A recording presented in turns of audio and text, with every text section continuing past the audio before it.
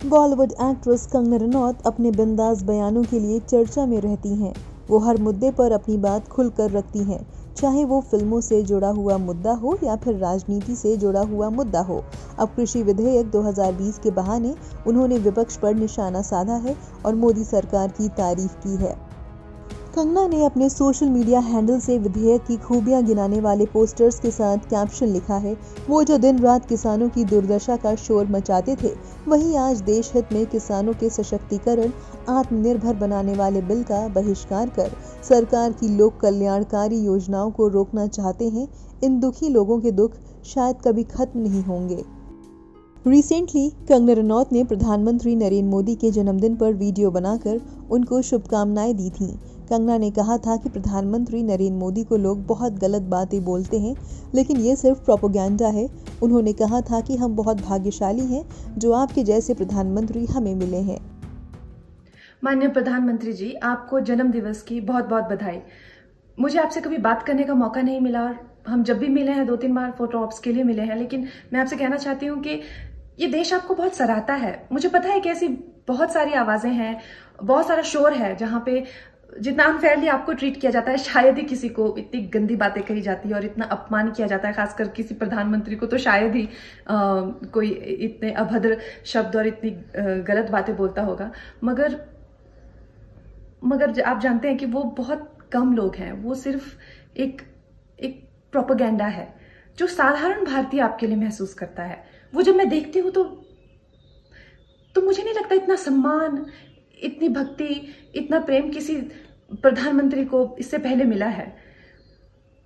बस मैं यही कहना चाहती हूँ कि वो करोड़ों भारतीय जो सोशल मीडिया पे नहीं है, जिनकी आवाजें शायद आप तक नहीं पहुंच पाती हैं, मैं यही कहना चाहती हूँ कि वो सब आज प्रार्थना कर रहे हैं आपकी लंबी उम्र की। और हम बहुत ही भाग्यशाली हैं कि हमें आप जैसे प्रधानमंत्री मिले हैं। जय हिंद। प्रधानमंत्री ने कंगना के इस मैसेज का जवाब भी दिया था।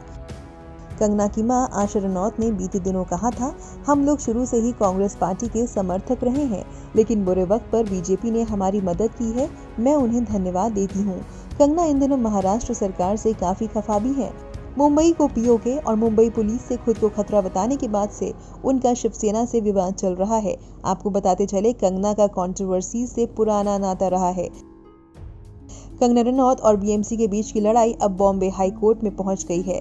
ऑफिस तोड़े जाने के बाद कंगना ने बॉम्बे हाई कोर्ट में याचिका दायर कर बीएमसी से 2 करोड़ रुपए की मांग की थी। अब बीएमसी ने हलफनामा दायर किया है। इसमें लिखा है कि कंगना की याचिका निराधार है और उन्हें इस पर खुद जुर्माना देना चाहिए। बीते दिनों बीएमसी ने कंगना के ऑफिस में जमकर तोड़फोड़ की थी। अधिकारियों का कहना था कि उनके ऑफिस का जो हिस्सा अवैध निर्माण था, उसे गिराया गया था। वहीं कंगना का कहना था कि उनके ऑफिस में कोई भी रेनोवेशन गलत ढंग से नहीं हुआ था। कंगना के वकील ने कोर्ट का दरवाजा खटखटाकर तोड़फोड़ पर स्टे ले लिया था। इसके बाद 15 सितंबर को कंगना की तरफ से एक संशोधित याचिका दायर की गई थी। इसमें मुआवजे के तौर पर बीएमसी से 2 करोड़ रुपए मांगे गए थे। अब बीएमसी ने जवाबी हलफनामा दायर किया है। इसमें कहा गया है कि कंगना की याचिका कानूनी प्रक्रिया का दुरुपयोग है, इस पर विचार नहीं करना चाहिए, साथ ही कंगना पर जुर्माना लगना चाहिए। कंगना की याचिका पर 22 सितंबर को सुनवाई होगी। ब्यूरो रिपोर्ट, नव भारत टाइम्स।